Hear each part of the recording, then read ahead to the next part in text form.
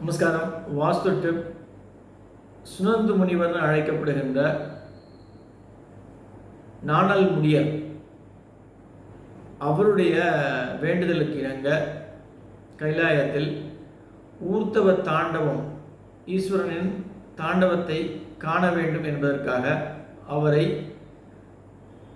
ஆலங்காடு, ஆலமரங்கள் நிறைந்த காடு, திரு ஆலங்காடு என்று இன்று அழைக்கப்படுகின்ற க்ஷேத்திரத்திற்கு சென்று தவம் புரியுமாறு சொல்லி பத்ரகாளியுடன் ஊர்த்தவ தாண்டவத்தில் ஜெயித்து ஈஸ்வரன் காட்சியளிக்கிறார். இது ரத்ன சபை என்று அழைக்கப்படுகின்றது.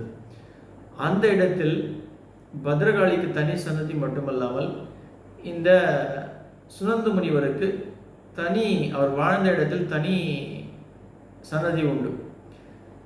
அந்த வீட்டில் இன்றைக்கும் அவர் தெற்கு நோக்கி சேவை சாதிக்கிறார்.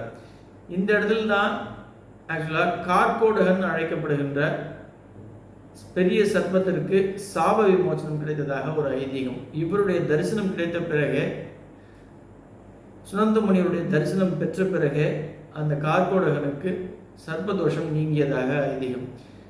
இந்த இடத்துக்கு போய் ஜாதகத்தில் எப்பேற்பட்ட சர்ப்பதோஷங்கள், கால சர்ப்பதோஷமாக இருந்தாலும் சரி, ராகுகேது தோஷங்களாக இருந்தாலும் சரி, நீங்கள் வணங்குறீங்க அப்படின்னும்போது நிச்சயமாக உங்கள் வாழ்க்கையில் எல்லா தோஷங்களும் உங்கள் ஜாதகத்திலிருந்து விலகி அதுக்கு அப்புறம் நிச்சயமாக பெரிய முன்னேற்றமும் ஏற்றமும் உங்கள் வாழ்க்கையில் ஏற்படும். நன்றி.